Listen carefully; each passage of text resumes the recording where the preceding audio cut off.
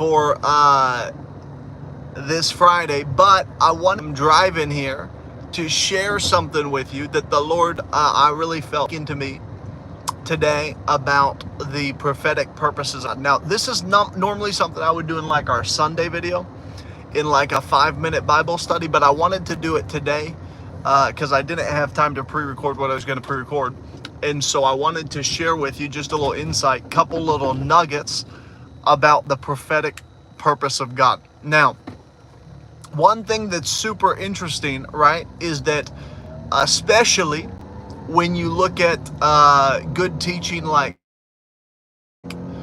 all different ages of human history, one thing that's super interesting is that you see there's kind of like the threefold work of the Lord throughout human history.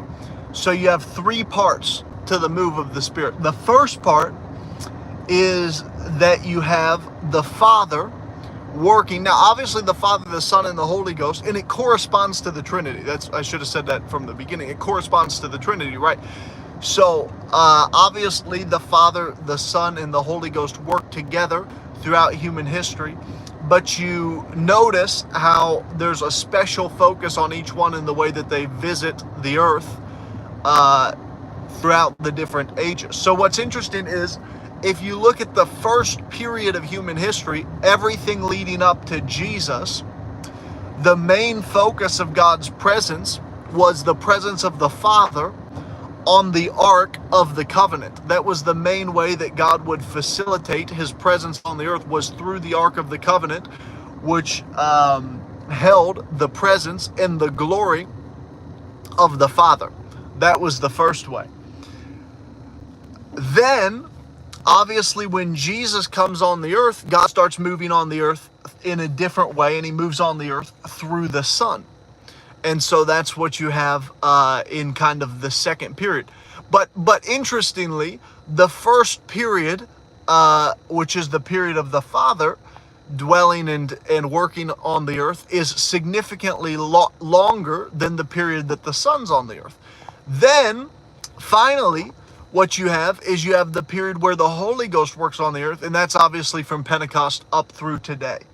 And so you have really three main ways that God has worked on the earth, and it corresponds to the three parts of the Godhead, is what we would say if we're using theological terminology. But the three different persons of God, obviously one God in three persons is what we believe, and you can see that throughout human history. First, the work of the Father, especially you see that on the Ark of the Covenant. Then after the work of the Father, you see the work of Jesus on the earth, and finally the work of the Holy Ghost through the church.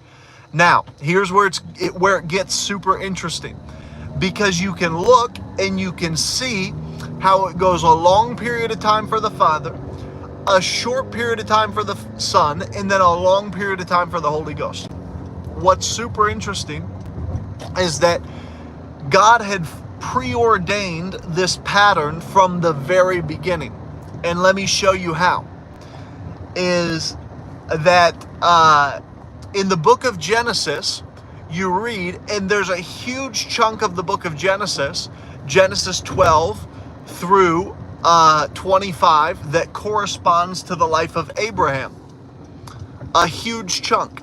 And that's Genesis 12 through Genesis 25. Then you have Isaac, who's Abraham's son. The thing about Isaac, Abraham's son, is that Isaac doesn't actually get a whole lot of a part to play in the story.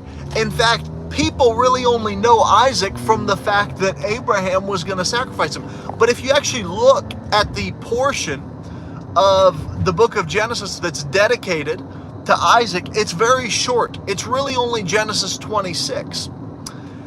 So the father Abraham gets this long section of the book of Genesis.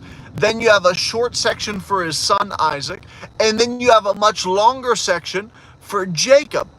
And Jacob ultimately is